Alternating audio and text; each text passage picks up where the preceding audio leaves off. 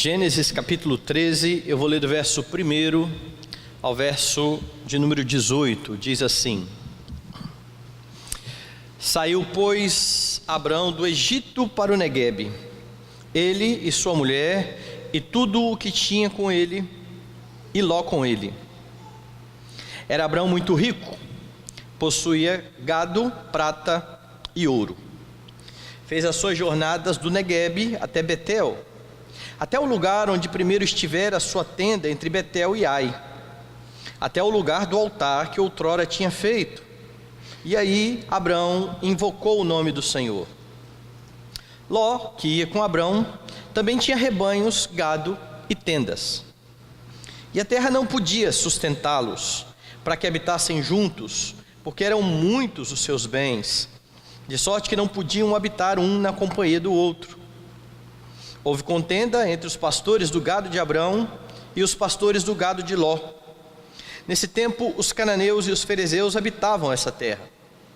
Disse Abrão a Ló: não haja contenda entre mim e ti, e entre os meus pastores e os teus pastores, porque somos parentes chegados.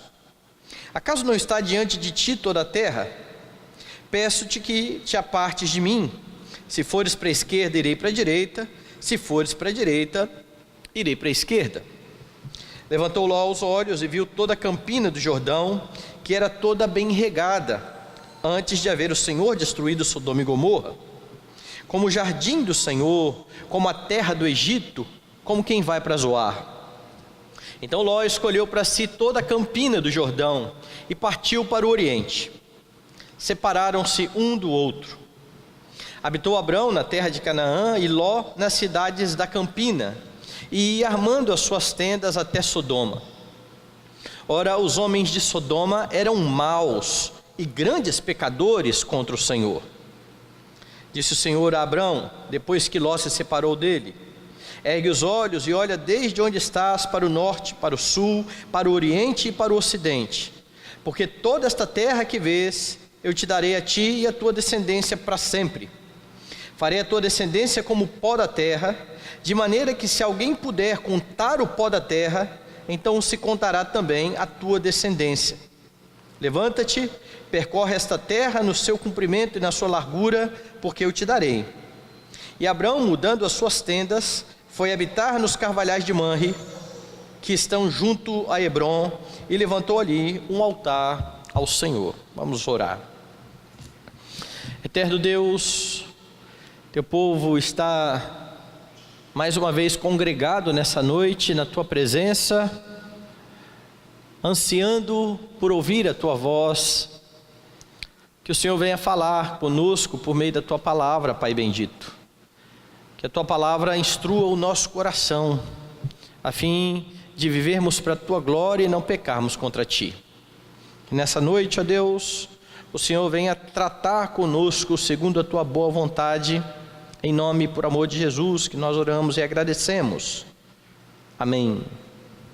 Meus irmãos, nós vimos na semana passada que a semelhança de Abrão, nós estamos em uma caminhada, em uma jornada, nós estamos em uma peregrinação. Se você lembrar o contexto de Abraão, você vai ver que no começo do capítulo 12, Deus chama o patriarca da sua terra para uma terra que Deus iria dar. Ele faz promessas a Abraão: terra, um grande povo, um nome famoso. E lá no versículo de número 5, você tem a notícia de que eles partiram para a terra de Canaã e lá chegaram. Verso 6: atravessou Abrão a terra de Siquém até o carvalho de Moré. Nesse tempo os cananeus habitavam nessa terra. E então o Senhor aparece a Abrão no verso 7. Apareceu o Senhor a Abrão e lhe disse: darei a tua descendência a esta terra. Ali edificou Abrão um altar ao Senhor que lhe aparecera. As promessas foram feitas, a terra já havia sido anunciada, mas como vimos na semana passada, o versículo 10 diz que começa a ter fome naquela terra, e Abrão, que havia tido da parte de Deus a notícia de que ele já estava na terra que Deus iria dar a ele e a sua descendência, parte para o Egito. Ele não confia na palavra do Senhor, não permanece naquele lugar, ele vai buscar sustento na terra do Egito. E por não confiar no Senhor, Abrão vai tomar algumas atitudes erradas e pecaminosas, como nós vimos na semana passada. Ele mentiu sobre a sua esposa, expondo a sua esposa à humilhação, e acabou levando maldição para Faraó. Abrão estava ali então quebrando o pacto que Deus havia estabelecido com ele. Mas apesar disso e a despeito daquilo que Abrão tinha feito, Deus permanece fiel à sua aliança, e ele usa todo esse episódio para enriquecer Abrão. Abrão vai sair daquela terra bastante rico. Veja os 2 primeiros versículos do texto que nós lemos hoje. Saiu, pois, Abrão do Egito para o Neguebe, ele, sua mulher e tudo o que tinha, e Ló com ele. Era Abrão muito rico, possuía gado, prata e ouro. Eu disse na semana passada que Deus vai tratar a vida de Abrão durante toda essa peregrinação. O filho da promessa vai nascer quando Abrão tiver 100 anos, bem mais à frente na história de Abrão. Mas você já percebe no episódio que nós lemos aqui nessa noite, que algumas mudanças estão ocorrendo com o patriarca depois desse primeiro episódio, onde ele, por descrença, toma várias atitudes erradas. Os versículos narram a desavença que houve na caravana de Abrão. Abrão havia levado o seu sobrinho Ló, e a caravana se desentende ali, e você percebe aqui as atitudes que Abrão toma diante dessa dificuldade. Você vai ver nessa noite o que aconteceu então quando Abraão regressou do Egito. O que aconteceu? Primeira coisa que você percebe no texto é que Abraão, ao voltar do Egito, ele passa a confiar em Deus. Olha como o texto demonstra isso. Veja o verso 3. Fez as suas jornadas do Neguebe até Betel, até o lugar onde primeiro estivera a sua tenda, entre Betel e Ai, até o lugar do altar que outrora tinha feito. E aí Abrão invocou o nome do Senhor. Depois de ter se esquecido, ou de ter sido enriquecido pelo Senhor ali naquele episódio, depois de ter sido liberto pelo Senhor da humilhação que seria dada à sua esposa e também da morte, a primeira coisa que você percebe Abraão fazendo ao regressar é indo à região de Canaã e adorar ao Senhor. E os versículos 3 e 4 são importantes aqui na narrativa, porque enquanto ele está lá no Egito, enquanto ele está passando por aquelas dificuldades, você não vê nenhuma menção a um ato de adoração de Abrão. Moisés não registra que lá no Egito Abraão estava adorando ao Senhor, mas aqui nestes 2 versículos há uma forte ênfase que demonstra aqui que o objetivo de Moisés é deixar bem claro aos seus leitores que foi ao regressar dessa dificuldade e ver o cuidado do Senhor que Abrão passa novamente a confiar no Senhor. É por isso que você tem no versículo 3, ele fez a sua jornada do Neguebe até Betel, até o lugar onde primeiro estivera.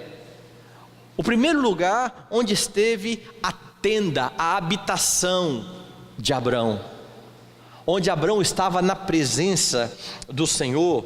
E no versículo 4 ele repete, até o lugar do altar que outrora tinha feito, em outro tempo ele tinha feito.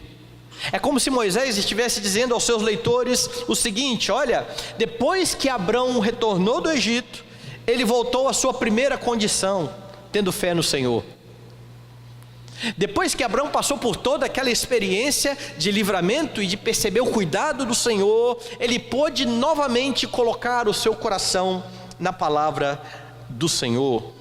E o que é interessante é que o final de toda essa sessão, eu li lá no versículo 18, vai mostrar que Abrão está habitando já em outro lugar, nos carvalhais de Manre, mas ali também ele levanta um altar ao Senhor. Veja lá no verso 18. E Abrão, mudando as suas tendas, foi habitar nos carvalhais de Manre, que estão junto a Hebrom, e levantou ali um altar ao Senhor.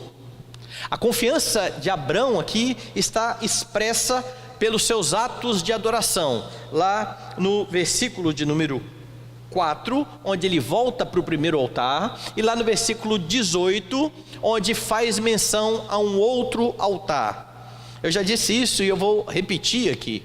Em muitos momentos você tem na poesia hebraica algumas repetições de expressão, e essas repetições é para que haja uma marcação no texto, como se fosse uma espécie de moldura, para destacar o que está sendo falado aqui entre essas duas seções. Então, quando você tem no verso de números 4, dizendo que ele voltou até o lugar do altar que outrora ele tinha feito, e no verso 18, novamente uma menção ao altar, Moisés está querendo destacar os acontecimentos que estão aqui entre estes dois atos de adoração do nosso primeiro patriarca, depois que ele regressa do Egito. E por que é importante notar isso? Na semana passada eu disse que quando você duvida da palavra do Senhor e das promessas do Senhor, você acaba por tomar decisões erradas. Você acaba andando de acordo com a sua própria vontade, você não confia no que Deus disse. Mas a partir do momento em que você passa a confiar naquilo que o Senhor determina, e que você adora a Deus de todo o seu coração, todas as suas atitudes decorrem desse relacionamento que você tem com Deus. E é por isso que você vê que ao regressar do Egito, Abrão abriu mão do seu direito em favor do seu sobrinho. Essa é a atitude que vai ser destacada aqui nesse momento. A confiança que Abrão voltou a expressar quando retornou ali do Egito, fez com que ele agisse como um pacificador. Por que um pacificador? Porque o texto vai ser bem claro, versos 5 a 7. Ló, que ia com Abrão, também tinha rebanhos, gados e tendas. E a terra não podia sustentá-los, para que habitassem juntos, porque eram muitos os seus bens, de sorte que não podiam habitar um na companhia do outro.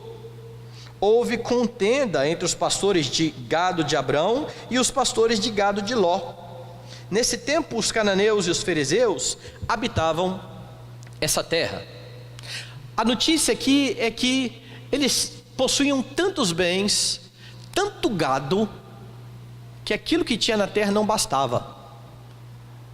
Estava havendo então contenda entre os pastores de Abrão e os pastores de Ló, por conta da alimentação ali dos rebanhos. Agora veja que ironia, eles estão de volta à terra que tinha fome quando Abrão foi para o Egito. Lembra disso? Houve fome, ele foi para o Egito buscar comida, agora ele está de volta. O problema agora não é falta de comida, porque tinha comida. O problema era que eles tinham uma abundância de rebanhos. Era esse o problema que eles tinham para administrar. Ele volta de fato bastante rico.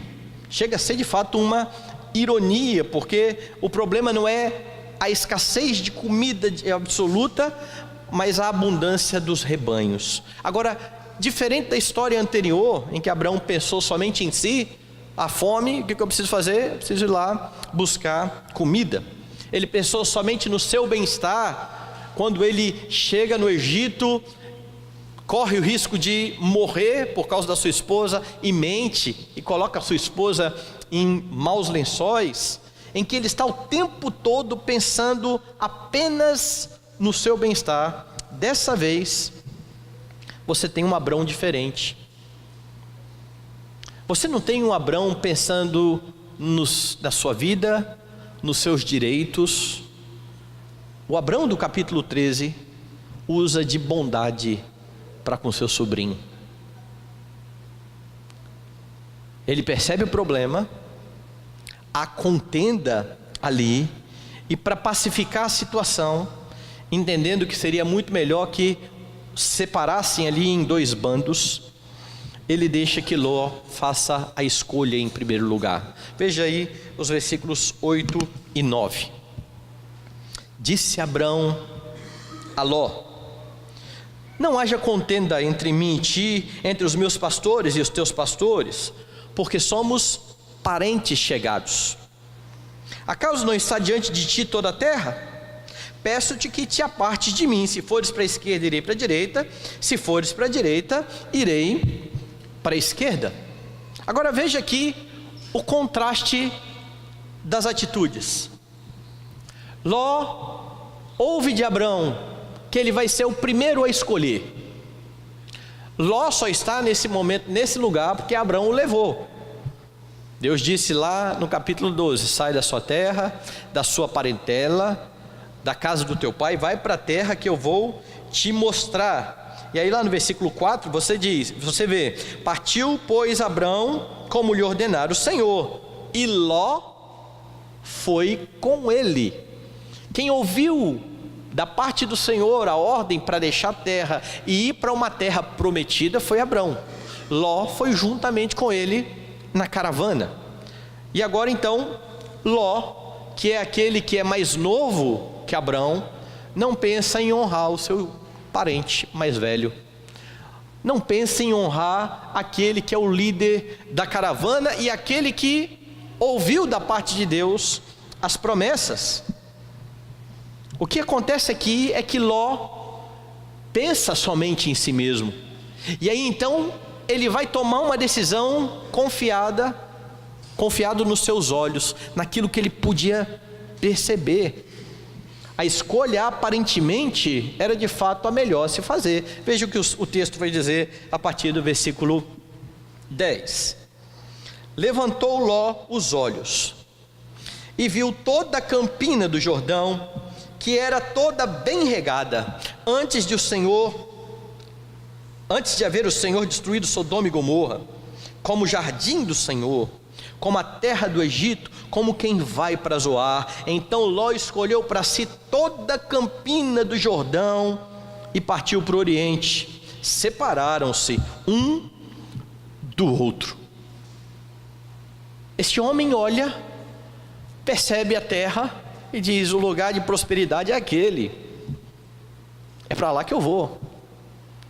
Ali está o lugar onde nós vamos bem, nós vamos felizes. Ele está confiando de fato no que os seus olhos estão contemplando. E de acordo com a descrição aqui, de novo, parece que essa era mesmo a melhor escolha a ser feita. Veja a descrição: toda a campina do Jordão, que era bem regada. Tem um comentário de Moisés aí entre parênteses: antes de haver o Senhor destruído Sodoma e Gomorra. Ele está dizendo: olha, antes de Sodoma e Gomorra ser esse monte de cinza, isso era um lugar que parecia ser próspero, era tudo muito verde. E Ló coloca os olhos naquilo ali. Agora perceba Abrão abre mão de escolher em primeiro lugar. Ele poderia fazer isso, mas ele abre mão disso por uma razão: ele não precisa escolher. Deus já havia dito que daria uma terra para ele.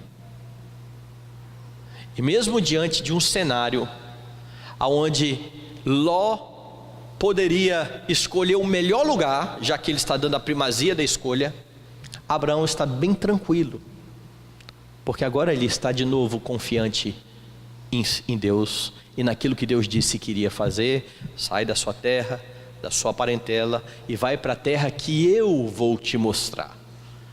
Não é a terra que você vai contemplar e vai dizer: é este o lugar, como fez Ló. É a terra que eu vou te mostrar. Perceba então como que o texto descreve o que aconteceu no verso 11 e 12. Então Ló escolheu para si toda a campina do Jordão, partiu para o oriente, separando-se um do outro. Verso de número 12.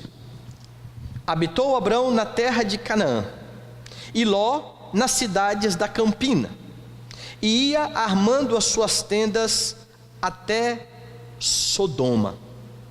Ora, os homens de Sodoma eram maus e grandes pecadores contra o Senhor.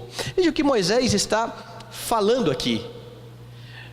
Abrão ficou no lugar onde aparentemente era pior. E Ló partiu.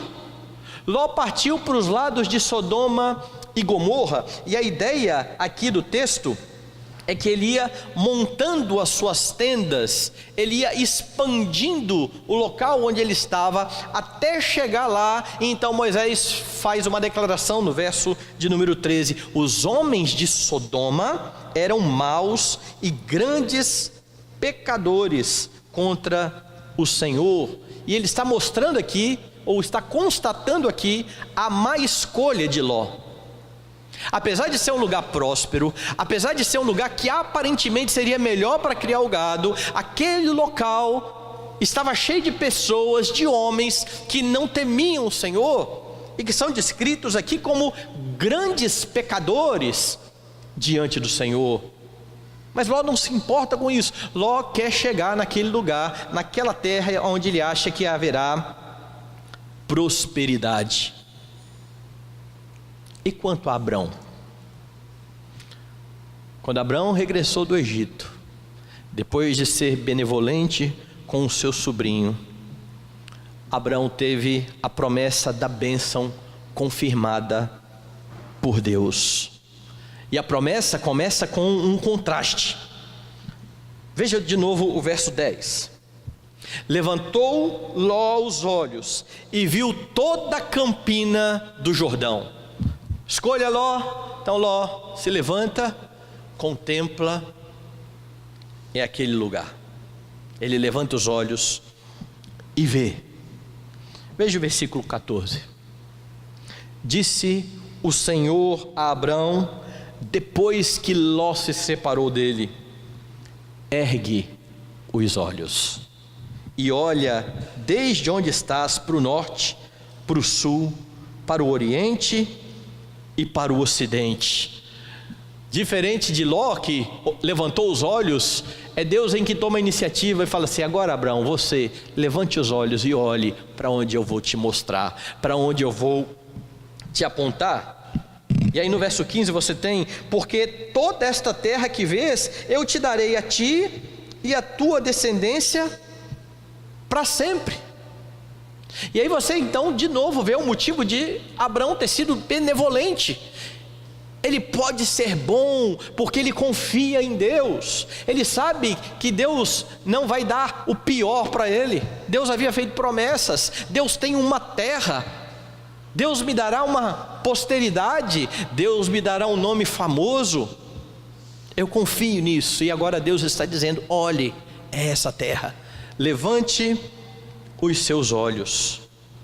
E aí então, depois que Deus mostra a ele a terra que daria, Deus ratifica a promessa de uma grande descendência. Veja no verso 16: farei a tua descendência como o pó da terra, de maneira que se alguém puder contar o pó da terra, então se contará também a tua descendência. Levanta-te, percorre essa terra no seu comprimento e na largura, porque eu te darei. Abrão, percorra agora toda essa terra que é sua, que eu darei à sua descendência.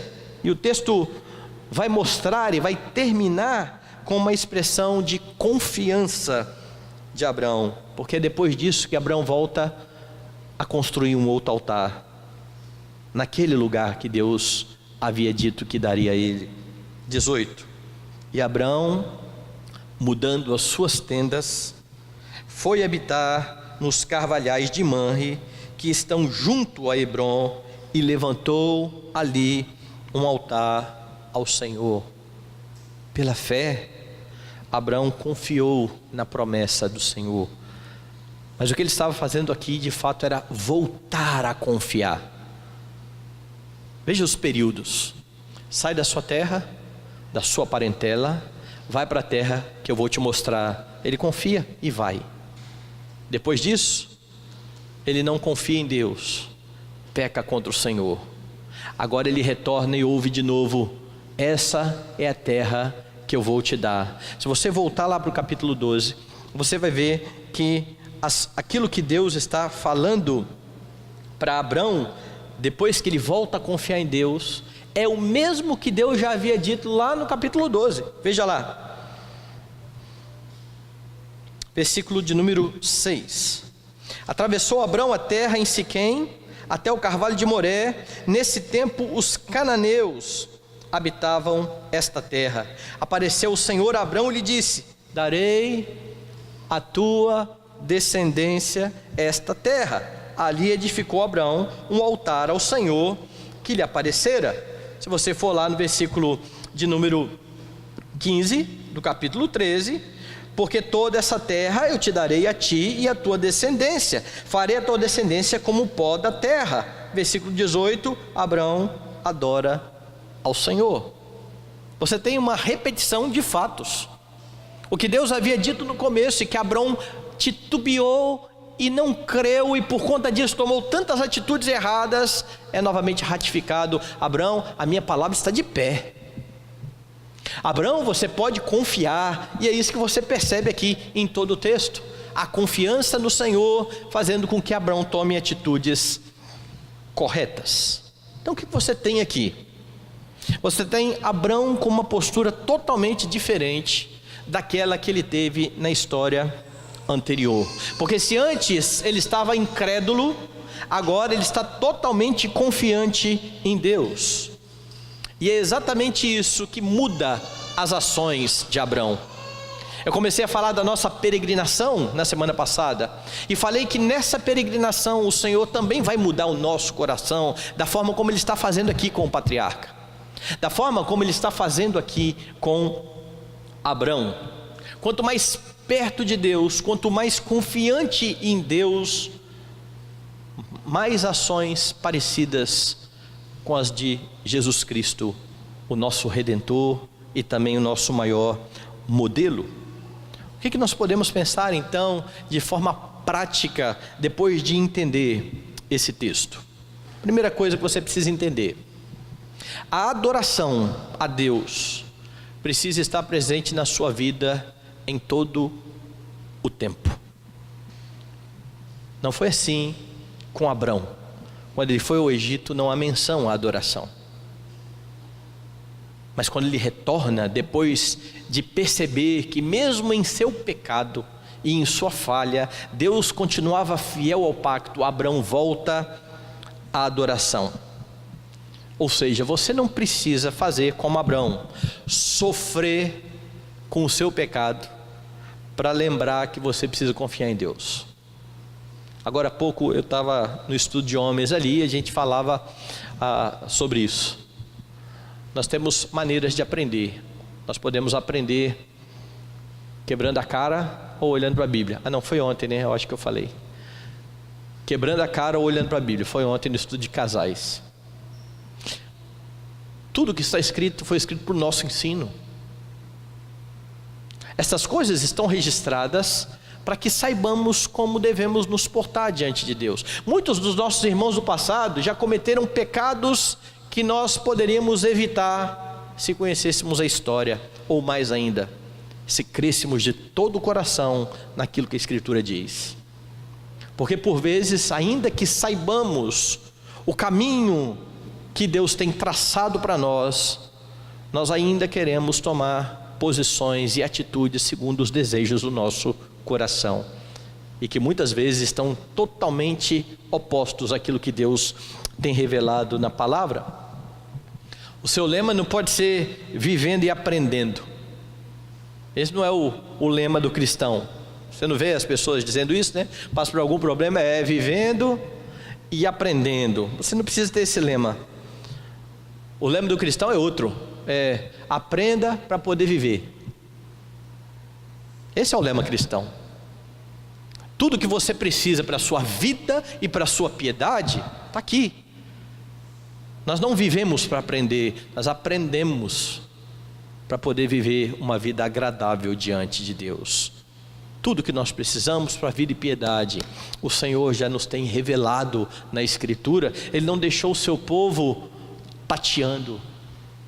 Ele revelou bem claramente a sua vontade. Então, aprender da palavra e confiar que o Senhor está no controle deve ser algo constante na nossa vida. Saber que o Senhor não vai errar nos caminhos em que Ele está nos conduzindo. E aí, quando você confia em Deus de todo o seu coração, você tem razões para honrá-lo e adorá-lo em todo o tempo, ainda que seja um tempo de dificuldade e de fome, como o que Abraão enfrentou no Egito. Mas será que isso é possível mesmo? Olhe para Paulo no Novo Testamento. Aprendi a viver contente em toda e qualquer situação. Tudo posso naquele que me fortalece. Esse Paulo que está fazendo essa declaração foi o que disse: pois tudo quanto outrora foi escrito para o nosso ensino foi escrito. O que está aqui foi para que aprendamos sobre Deus, sobre o seu caráter, sobre a sua soberania, sobre a sua providência, a fim de que o nosso coração descanse seguro em adoração diante do Deus que está conduzindo a nossa história. Nós precisamos adorar a Deus em todo o tempo. Se você tem passado por momentos de falta de confiança, como fez Abrão, volte então ao primeiro estágio. É isso que Moisés registrou que Abrão fez. Abrão voltou a confiar em Deus. E o texto que nós lemos aqui nos mostra que essa foi a mesma exortação de Jesus a uma igreja, e uma igreja importante do Novo Testamento, Éfeso. Pense na igreja de Éfeso. Éfeso é uma igreja que é plantada por Paulo. Paulo é o primeiro pastor de Éfeso. Éfeso é uma igreja que será pastoreada por Timóteo. É ele quem vai ficar em Éfeso para estabelecer liderança naquela igreja. Éfeso tem homens capacitados. É isso que você lê lá na carta. Eles conseguiam ouvir as pessoas que estavam pregando e conseguiam, por meio da palavra, dizer: isso está errado. Eles conseguiam detectar o erro, mas havia um problema. Já naquele período lá onde João escreve o Apocalipse, e é por isso que a exortação de Cristo àquela igreja foi: lembra-te, pois, de onde caíste, arrepende-te e volta à prática das primeiras obras. Qual era o problema de Éfeso? Eles tinham deixado o primeiro amor. Não era falta de entendimento e de conhecimento doutrinário, como o problema de Abrão também não era. Abrão conhecia a promessa de Deus, Deus falou diretamente para ele. Ele só não estava confiando naquele momento em que ele pecou. Éfeso conhecia a Escritura, Éfeso conhecia a doutrina, mas Éfeso havia abandonado o primeiro amor. A exortação então: volte às práticas das primeiras obras. E talvez muitos aqui nessa noite, ou alguns, precisam ouvir essa exortação: volte à prática das primeiras obras. Volte a colocar o seu coração inteiramente nas mãos do Senhor, confiando no Senhor. Talvez as dificuldades, os problemas da vida, aquilo que nós passamos, desanime a caminhada. É preciso lembrar que o Deus que nos chamou das trevas para a maravilhosa luz, que o Deus que nos salvou do inferno, é capaz de continuar conduzindo a nossa vida, a despeito de todas as tribulações. E eu não me canso de lembrar, era essa a esperança de Davi, no Salmo 23. Quem é o meu pastor Meu pastor é aquele que me conduz em pastos verdejantes. O meu pastor me leva às águas de descanso. O meu pastor refrigera a minha alma. Ele é o meu pastor, nada me falta, mas ainda que eu ande no vale da sombra da morte, eu não tenho medo, Ele está comigo. Sua vara e o seu cajado me consolam. O que dava convicção a Davi para enfrentar o vale da sombra da morte, era saber que o pastor estava com ele. Nós somos ovelhas do bom pastor. Ele não nos larga sozinhos, porque Ele sabe que como ovelhas, nós não vamos achar o local sozinhos. Ele nos conduz. Ele nos trouxe para o seu rebanho. Ele guarda a sua vida. Talvez esteja na hora de relembrar quem é o seu pastor, a fim de ter o ânimo revigorado na presença de Deus, a fim de voltar a confiar como outrora você confiava. E aí, meus irmãos, confiando em Deus, você voltará a tomar atitudes corretas e bíblicas. A nossa vida de piedade, ela decorre do conhecimento de Cristo. Cristo é a verdade. A palavra de Cristo é a verdade. Ela é o padrão para a nossa caminhada, para a nossa moral, para a nossa ética. Quando Abraão voltou a confiar em Deus e nas promessas de Deus, ele pôde ser então benevolente para com seu sobrinho. Sabe por quê? Vai lá em Gálatas. Gálatas capítulo 5 fala algo bastante interessante. Verso 16: digo, porém, andai no Espírito. A ideia é de você constantemente andar no Espírito. Sabe como que você anda no Espírito? Dando ouvidos ao que o Espírito diz. Sabe qual é a função do Espírito? Guiar os crentes à verdade, apontar para o Senhor Jesus Cristo e glorificar ao Senhor Jesus Cristo. Esta é a obra do Espírito. É Ele que ilumina o nosso entendimento para que venhamos a perceber a verdade que há na palavra de Deus. Isso é andar no Espírito. E qual é o resultado de andar no Espírito? Andai no Espírito e jamais satisfareis as concupiscências da carne, porque a carne milita contra o Espírito contra a carne, porque são opostos entre si, para que não façais o que porventura seja do vosso querer. Mas se sois guiados pelo Espírito, não estáis sob a lei. E a ideia aqui é sob a maldição da lei.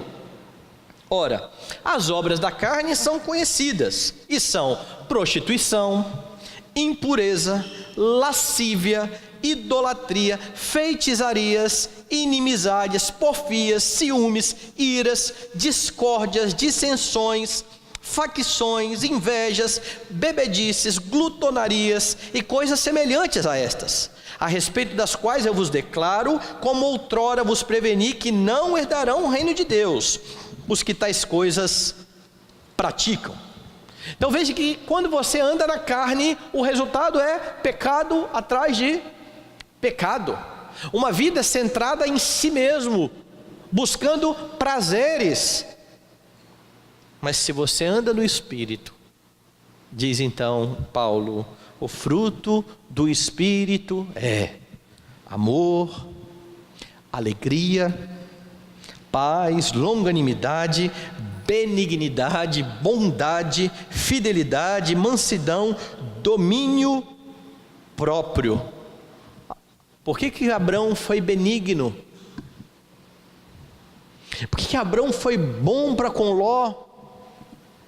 A bondade de Abraão era fruto do Espírito. Era um reflexo da sua confiança na palavra de Deus e nas promessas de Deus.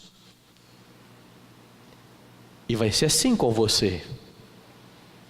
Se você confia em Deus e se você, por meio do Espírito, mortifica os feitos da carne. Se você olha para a Escritura pedindo que o Espírito fale ao seu coração, ilumine o seu entendimento e grave lá no seu coração a palavra de Deus. Andando no Espírito, nós temos atitudes corretas. As atitudes corretas são o fruto do Espírito. Então, quando você confia em Deus, você toma atitudes corretas. Sempre, veja, em nome da paz, como fez Abrão, você pode abrir mão dos seus direitos.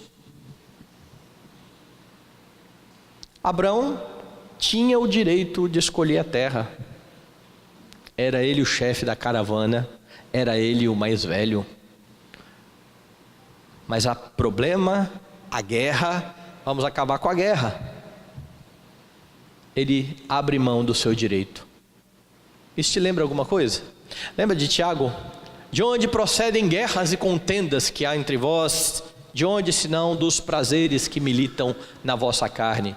Se Abraão estivesse ali querendo fazer a sua vontade, fazer aquilo que era direito dele, poderia ser que houvesse um problema com Ló. Mas ele abriu mão. E você vê que essa é a atitude ordenada por Paulo a uma igreja que estava vivendo grandes problemas também. Abra sua Bíblia na primeira epístola aos Coríntios. E você vai ver que Paulo está condenando irmãos que não estavam fazendo isso. Capítulo 6. Veja como Paulo está tratando com aquela igreja. Aventura-se algum de vós, tendo questão contra outro, a submetê-lo a juízo perante os injustos e não perante os santos? Ou não sabeis que os santos hão de julgar o mundo? Ora, se o mundo deverá ser julgado por vós, sois acaso indignos de julgar as coisas mínimas? Não sabeis que havemos de julgar os próprios anjos, quanto mais as coisas dessa vida? Entretanto, vós, quando tendes a julgar negócios terrenos, constituís um tribunal daqueles que não têm nenhuma aceitação na igreja. Para vergonha, vô-lo digo, não há porventura nem ao menos um sábio entre vós que possa julgar no meio da irmandade, mas será um irmão a juízo contra outro irmão, e isso perante incrédulos. O só existir demandas entre vós já é completa derrota para vós outros. Por que não sofreis antes a injustiça? Por que não sofreis antes o dano? Mas vós mesmos fazeis a injustiça e fazeis o dano, e isto aos próprios irmãos. Lembra como que Paulo falou para essa igreja aqui? Quando eu falei a vocês, eu não pude falar como a espirituais, e sim como a carnais. As obras da carne estão aqui. Estes homens estão agindo em favor de si mesmos.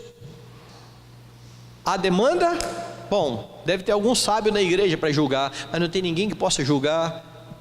Abra mão, mas não leve perante incrédulos, só para fazer valer o seu direito. Só faz isso quem está com o coração em Cristo. Porque por nós mesmos nós vamos cobrar sempre o nosso direito. Em nome da paz, você pode inclusive abrir mão de fazer coisas lícitas em favor do seu irmão. Paulo também aqui nos Coríntios vai fazer isso, vai dizer isso. O seu irmão escandaliza porque você está comendo carne sacrificada a ídolos. Abra mão em favor dele. Por mais que você saiba que não há problema nenhum em comer a carne, por mais que você saiba que não existe outro Deus, só existe um Deus, não há esse conhecimento em todos. O seu conhecimento não pode fazer com que você esmurre a consciência de irmãos mais fracos. Abrir mão de que você quer em favor do outro, isso é fruto do Espírito. isso é ser benigno, isso é ser bondoso. Mais ainda, você precisa aprender a fazer escolhas de acordo com a palavra de Deus e não segundo aquilo que os seus olhos estão vendo. Esse foi o problema de Ló. Ele olhou para as Campinas Verdes e falou assim: ali está a prosperidade, é ali. Abrão confiou em Deus, Deus iria mostrar o lugar. Você tem mais privilégios do que Abrão, porque tudo aquilo que Deus tinha para revelar já está aqui. Ele não vai revelar nada novo, certo? Nós cremos que tudo o que o Senhor quis revelar já está aqui na sua mão. Às vezes você tem vários exemplares na sua casa daquilo que é a vontade de Deus.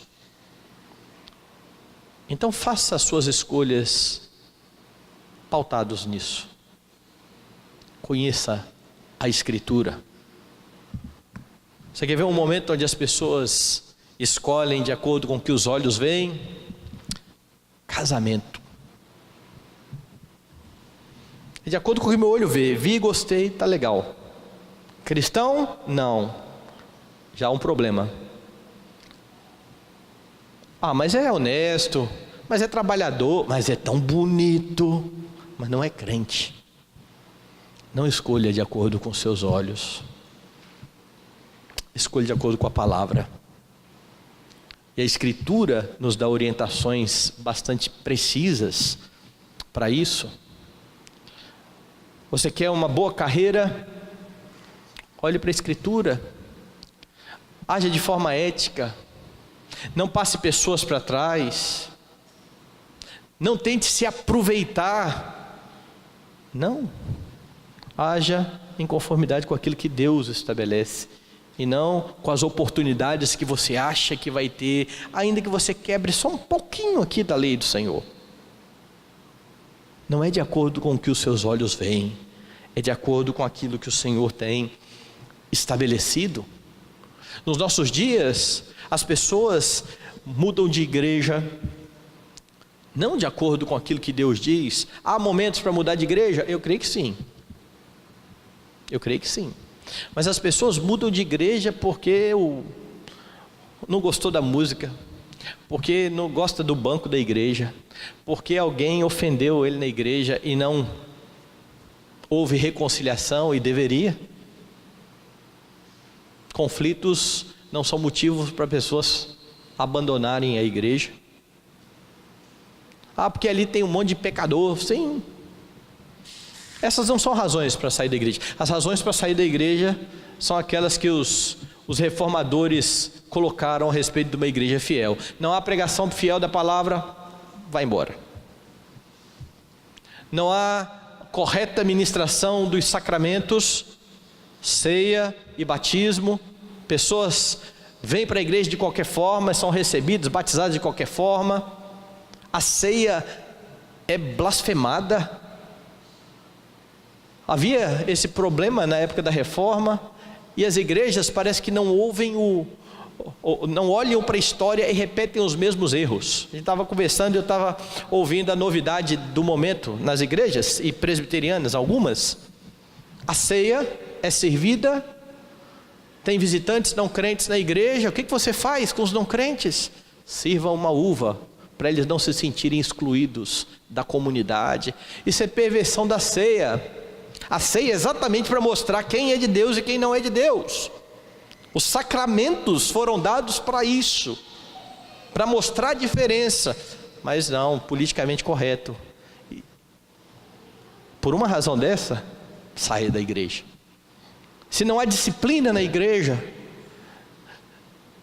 se a igreja não trata o pecado, se a igreja vai jogando os problemas para baixo do tapete, saia da igreja.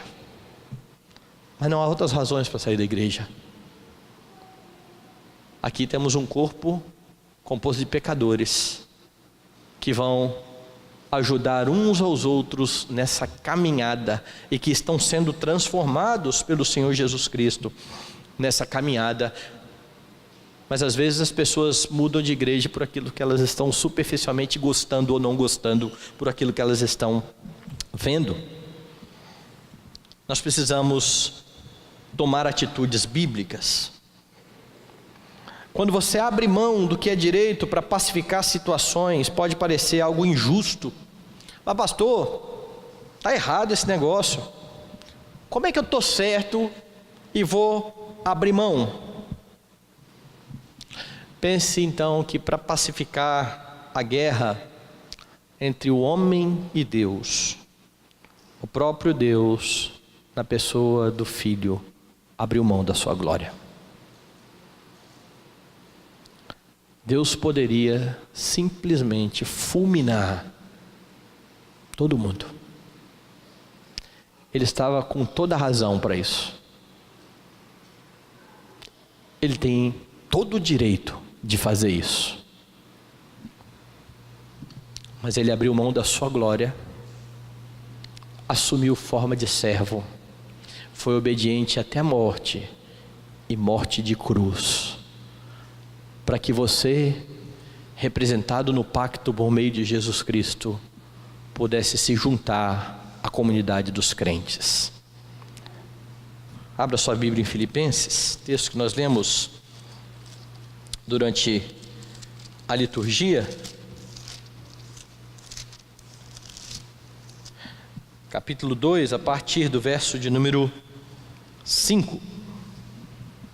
Tende vós o mesmo sentimento que houve também em Cristo Jesus, pois ele, subsistindo em forma de Deus, não julgou como usurpação o ser igual a Deus. Antes, a si mesmo se esvaziou, assumindo forma de servo, tornando-se obediente, tornando-se em semelhança de homens e reconhecido em figura humana. A si mesmo se humilhou, tornando-se obediente até a morte, e morte de cruz. Por que é que Paulo está exortando esses crentes a ter o mesmo sentimento que houve também em Cristo Jesus? Por que Paulo está falando isso? É só você ler o último versículo aqui da sessão anterior, versículo 4.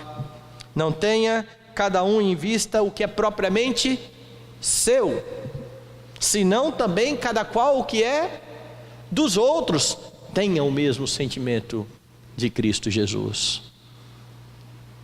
Foi isso que o Senhor Deus de toda a glória fez. Assumiu forma de servo, morrendo a morte terrível de cruz, para que você, por graça, mediante a fé, pudesse ser aproximado novamente do Pai.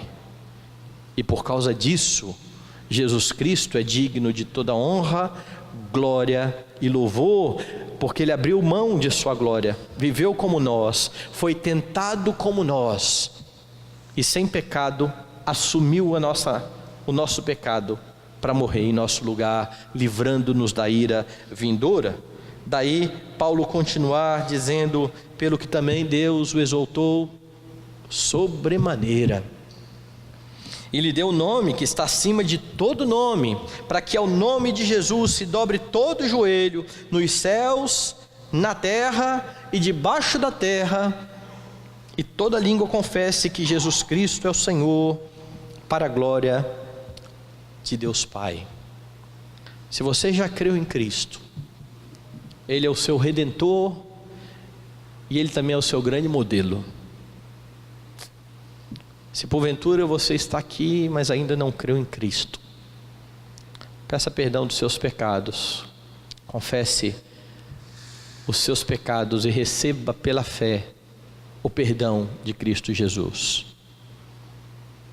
porque um dia todos farão isso. O problema é que aqueles que não fizerem antes da vinda do Senhor Jesus, declararão que Ele é o Senhor, mas já não terão mais oportunidade de receber o perdão. Que o Senhor então abençoe a sua vida, para que você caminhe na presença do Senhor, confiando na palavra de Deus, a fim de tomar atitudes corretas no seu dia a dia. Que Deus nos ajude, que Deus nos abençoe. Vamos